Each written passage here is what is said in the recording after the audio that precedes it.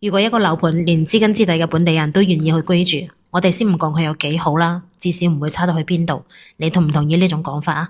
因為我問過好幾個坦洲嘅本地人，佢哋喺坦洲國際花城買樓嘅原因咧，無非就有幾個：平、乾淨、舒服。呢個300畝嘅原生態湖景咧，就係小區嘅景觀啦。此外咧，小區仲設咗學校啦、商業街啦、巴士站，衣食住行咧喺自己屋企樓下就可以解決啦。值得一提嘅係咧，5期嘅戶型已經係全面升級咗啊！連最細則嘅89平方咧，居然都可以做到4房俾你，使用率咧最高係去到130%嘅。所以大家以後咧再都唔使糾結關於呢個公攤嘅問題啦。佢嘅價格咧，相對於坦洲中心位置嘅樓盤係真係平咗1倍嘅。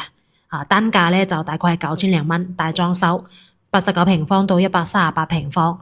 如果大家想喺珠海香洲附近揾一處空氣環境好嘅地方嚟度假同埋退休，不妨 call 我嚟睇睇呢個樓盤啦。